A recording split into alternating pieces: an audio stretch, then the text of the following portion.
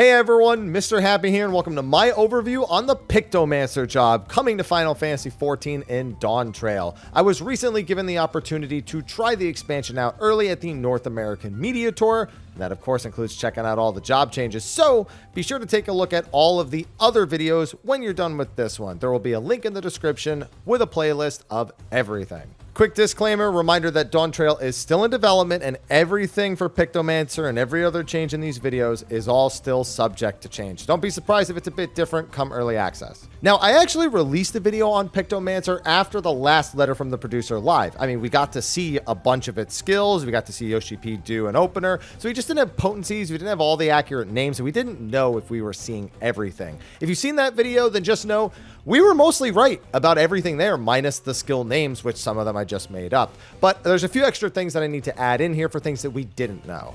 So Pictomancer has three main components to its job design: canvases, paint, and palette gauge. The latter two are directly intertwined, with canvases serving as the job's primary source of optimization and power in its kit. Let's knock its filler spells out of the way real quick. Pictomancer has a three-part paint combo, both a single target and AoE equivalent. Each of these spells has a 1.5 second cast time, making slide casting on your basic filler spells simpler and giving plenty of time to weave things like swift cast, sure cast, addle, and other job skills. You'll just be using these whenever you don't have anything else to do for a given period of time. Now, when a combo is completed, Pictomancer gains one stack of white paint. This grants you access to an instant cast Holy in White spell, great for movement but not super high on potency. Since you can store up to 5 of these, they make for a very strong movement tool for prolonged boss mechanics that require constant movement. You also get 25 palette gauge for every basic combo you finish. 50 palette gauge can be used to activate Subtractive Palette, granting 3 stacks of Subtractive Palette and the Monochromatic Hues buff. Subtractive Palette stacks give you access to a stronger 3-part combo. These spells have a longer cast and recast time, so be careful about using them during movement phases. Finishing this combo will also grant you 1 white paint.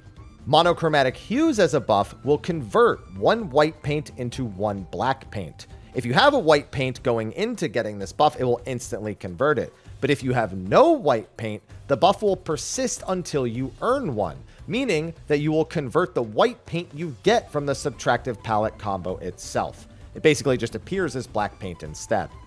This black paint allows you to cast Comet in Black, a much stronger version of Holy in White, though with a slightly longer recast. You'll cap off every Subtractive Palette with one of these, at least giving you a bit of movement after all those longer casts you had before. You'll want to make use of this combo either during your burst windows or when movement requirements during mechanics are minimal. You can use this to enhance the potency of short burst phases like add phases, or just whenever the boss is standing still and you have leftover gauge. Optimal use of this during your filler should greatly improve your overall damage because the potency is a huge step up. With that, let's move over to your canvases. There are 3 different canvases in which you will paint 3 different motifs: a creature motif on the left, a weapon motif in the middle, and a landscape motif on the right. Drawing on these canvases has no cast time out of combat, but in combat they do take quite a bit of time to draw. Fortunately, they can be swift casted, and even when hard cast, offer enough time to weave a single other ability before your next GCD. The creature motif will cycle between 4 different parts of a creature. The first 2 are palm and wing motifs, and after compiling both of those, you can throw out an additional line AoE off global with Mog of the Ages. At level 96, you also get the claw and maw motifs, after which you can perform an AoE off global called Retribution of the Medine. You'll want to aim to have Medine for all burst phases minus the opener, which should utilize the Moogle at minimum. The actual spell you cast with the motif is called a Muse, and for the creature Muse, they have a cooldown of 40 seconds and a maximum of 3 charges that can be stored up. It looks like you'll use your 2 charges in the opener to build the Moogle, and 1 charge in between to prevent overcapping and set up Medine for your 2-minute buff. Your weapon motif will draw a hammer, upon which executing Hammer Muse will grant you access to a 3-part hammer combo, designated by a 3-stack hammer buff. This is still a ranged attack, and you have 30 seconds to spend the 3 charges once you've drawn the Muse. Every hit in the hammer combo is an instant cast GCD that always incurs a critical direct hit. You can also store up to 2 charges of the Hammer Muse. This is meant to work kind of like triple cast. You never want to overcap on these charges, but you can use them for movement or in your burst. This will be determined on a fight-to-fight basis, and it adds a lot of flexibility to your 2-minute buff window. You can technically swift cast to use a second draw hammer motif if you have a very long period of instant movement, and between that and Holy in White, you just have a ton of options for how to handle situations like that. Finally, you have your landscape motif. You'll draw this at some point every 2 minutes to activate your Landscape Muse, giving you and your party a 5% damage buff and summoning a landscape that provides several benefits to the Pictomancer themselves. It gives you access to Star Prism, a massive AoE follow-up to the Landscape Muse. It grants the Subtractive Spectrum buff to give you 1 free use of your Subtractive Palette. It grants Inspiration to reduce cast and recast times of your Ether Hue spells, your fillers, and your Black Magic combo by 25%. Keep in mind this Inspiration buff only works when you're actually standing inside the landscape, so you're going to want to be careful about where you place it and about when you're actually using your Black Magic combo during buff windows relative to boss attacks and movement. And 5 stacks of Hyper Fantasia, which are consumed by your Ether Hue spells. Upon spending all 5 stacks of Hyper Fantasia, you gain Rainbow Bright, granting you 1 instant cast use of Rainbow Drip, while also reducing its recast time. Oh, Rainbow Drip is a line nuke with an incredibly long cast time normally. You'll use this as your opening spell as it instantly generates 1 white paint and has a high potency, but otherwise you'll just use it in your 2-minute buff window for that instant cast nuke. Oh, and I almost forgot to mention about Star Prism during all of this. It's actually also a 400 potency AoE heal, so you get a little bit of bonus healing during your buff window. As for your remaining utility, Pictomancer has a personal shield called Tempera Coat. This gives the Pictomancer a 20% HP shield for 10 seconds once every 2 minutes. If the coat is broken, it reduces the cooldown by 60 seconds. Now, if you fail to break Tempera Coat, you'll actually have the option to reapply the shield before it wears off with Tempera Grassa. This can only be done while your initial shield is still active, and Grassa is only a 10% shield to boot. It also only reduces the cooldown of Tempera Coat by 30 seconds instead of 60. So ideally, you want to break the first shield for all the best benefits, but if you screwed up, you can do this second shield as well. Another thing to take note of is that if you take a hit with Tempera Coat and it doesn't break, you can then choose to reactivate Tempera Grassa to potentially get slightly more value out of the shield. I don't think you can do anything fancy like, I don't know, say, use Tempera Coat, time Tempera Grassa with when the hit comes out, and then get the shield from that. Maybe you can, and if you can, that would be pretty dope and would be a pretty high level play, assuming that you could count as breaking both of the shields and get 90 seconds off. I think that's probably not going to happen, but I know you were all thinking it as well. Finally, Pictomancer also has a movement ability called Smudge. This allows them to dash in the direction that they are facing and gives them a short movement speed buff after. Gonna be nice sliding around the arena as a caster for once. Now, back in the video after the live letter, there was an opener that I put out that I was fairly confident was going to be the right one. And that opener, I think, was mostly correct. There's a reason why Yoshi P did that exact order of spells, but I said we needed to learn a couple of things before I could 100% say that that was the opener. Number one, we needed to understand what those Hyper Fantasia buffs actually did. We saw the number going down when he was using his Black Magic paint, the Subtractive Palette, and we didn't really see if the hammer interacted with it at all. Would the hammer consume the stacks? Would it mess up whatever that buff was? We didn't know. But basically, what we've determined is that the hammer and Hyper Fantasia do not interact at all. Hyper Fantasia only works on certain spells, and it tells you in the spell's description whether or not it does work. So we got the opener mostly right. However, now knowing that Hyper Fantasia won't be consumed, I actually want to swap the order of what I had. I initially had this with the hammer GCDs at the end after Rainbow Drip, as I called it, the Pride Tunnel, and all of the Black Magic spells.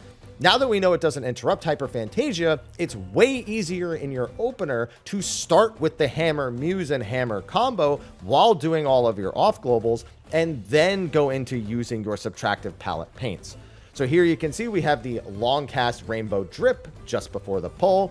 Right after that, off global Palm Muse and Hammer Muse. We want to get those out of the way because we need to do a creature motif next while the rest of the team is getting ready to start their burst. I figured you would do this rather than Swift Cast because I'm going to be going into the Hammer very quickly. I need to get rid of Palm Muse before I can creature motif again, so this just works out the best way possible. So then you paint your creature motif, that's going to take a little bit, and then activate your 2-minute buff with Landscape Muse. You then immediately go into Hammer Stamp, which GCD-wise will go into Hammer Brush and Polishing Hammer. Since these are instant casts, this gives you plenty of time to use the Wing Muse that you just drew, activate Subtractive Palette, and use Mog of the Ages all within buffs. You'll then finish the Hammer combo, then go and do your Subtractive Palette combo, and finally you'll get to your Black Paint and another Rainbow Drip. Now, after the Rainbow Drip, you should still have some time left on a pot window, but you should be completely out of time when it comes to your 20-second buffs. So you could use your Holy in White if you want a little bit of extra potency and don't need it for the movement. You could also opt to draw another creature motif and use the Claw Muse while in the pot window. So there are a couple of things you can do here, and I'm going to let the math people figure out exactly where to go from here, but that's what the opener looks like it's going to be, and I don't see much of a reason to deviate. You can't have extra gauge for Subtractive Palette. You could use a second Hammer because they are guaranteed critical direct hits, but with Hyper Fantasia, with the recast time of that Black Magic combo being reduced by the Inspiration buff, this just makes the most sense to me. Now, for your 2-minute buff window, it's a little bit more interesting of a discussion because I think this is really going to depend on the fight. Having at least one hammer available in case you need to move during twos seems pretty important. However, if you're able to save up enough Subtractive Palette, and I'm going to need the math people on this one, you might want to do a double Black Mage combo if there's no movement at all. Again, the potency is way, way higher on the Subtractive Palette stuff. It just doesn't have the guaranteed critical direct hit. So if you were to do, let's say, the Rainbow Drip, the Hyper Fantasia Sacks, all that, and then immediately do another Subtractive Palette, you could then cast these spells and go through that. Again, my only concern is that the recast time on the Subtractive Palette outside of Inspiration is a lot higher, whereas the Hammer has the normal recast time that we're used to of 2.5 seconds at base. I also need to know the exact timing of the spells landing and dealing their damage because the cast times of those longer spells could also lead to a problem. So those are the little things that still need to be figured out, but the core idea of the opener is still going to largely be in essence during those 2-minute buffs. It's just a question about doing double Subtractive Palette, and maybe there are situations where you just need to double Hammer during 2s, 4s, 6s, whatever. It could absolutely happen in such a way, or maybe burn through a bunch of Holy and Whites. I'm actually really excited to see what people come up with as the different scenarios and how you can approach them on Picto, because it actually is quite technical to play. Honestly, the tougher thing is being able to plan out where you're going to want to use your motifs. Generally speaking, you have a pretty long window of time before you have to worry about this, and having the foresight to know whether or not you'll need to do things in advance, earlier or later within that window, is going to come down on a fight-to-fight basis. You can also save your Swift Casts, which is now only 40 seconds, and use these for movement as well, or just to rush one out so that you can get to where you're supposed to be in case you forgot to do it and are kind of scrambling at the last second. The big thing is making sure that you have Medine in your 2-minute buff windows. At least I assume that will be the plan. You could technically make Medine happen at 1 minute and then just use Mughals at 2. And depending on the length of the fight, it's possible that that would be a potency gain. But again, I'm not sitting here and doing all of the math. So common sense dictates that Medine would be a 2-minute buff window style thing. And of course, you got to make sure you remember to weapon motif once a minute. You don't want those overcapping. It's a good movement tool. So you got to know when to save it and when to just get it out because you're going to overcap.